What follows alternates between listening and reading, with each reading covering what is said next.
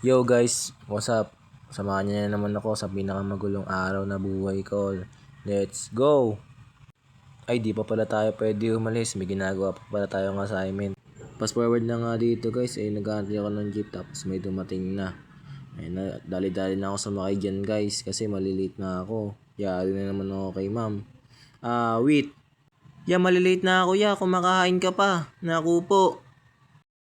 Narinig siguro ni kuya yung sinabi ko kaya pinaandar niya na agad nung mabilisan yung kanyang jeep.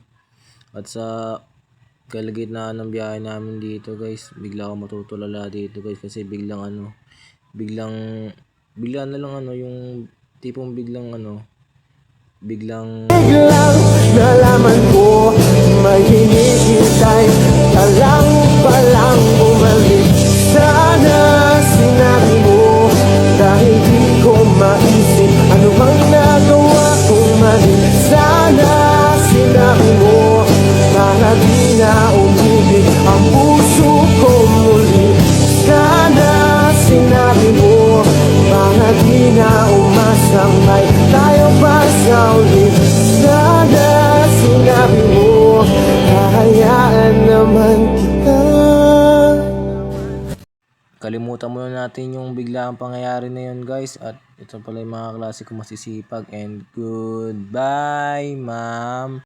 At ito na nga guys, pauwi na pala kami ng kaklase kong cute dyan. Kasabi ko siya umuwi kasi para magkalapit lang yung bahay namin yun guys eh. Tapos ito guys ayun. Alam ko dito yung kaklase namin isa pang cute eh. Ayun, ito na nga ay. Hi cute number 2. Sabi, hello din. Ayun, galing. Ninilowan ako. Ayun. Dahil dun, mag-ice cream ako mamaya, promise yan. At ito nga pala guys, may kasabi kami umuwi dito, mga kapanghapon din namin guys. Parehas kami mga panghapon guys kaya uwi kami gabi.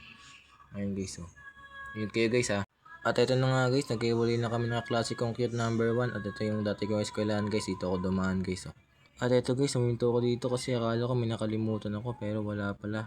At ayan guys, naglalakad na ulit ako dito guys. Tapos napahinto ulit ako dito. Tapos sabi ko, pamilyar to ito yung I'm the man who can't be moved. 'Cause if one day you wake up and find you're missing me, your heart starts to wonder where exactly.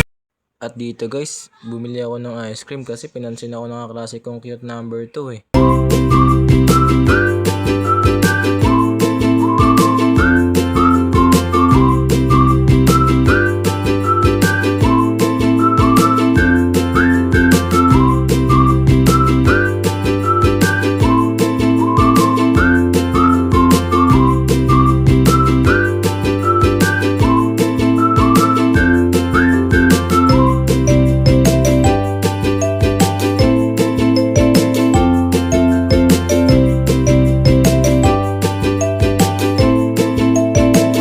Yun lang pala muna guys para sa araw na to. Peace out!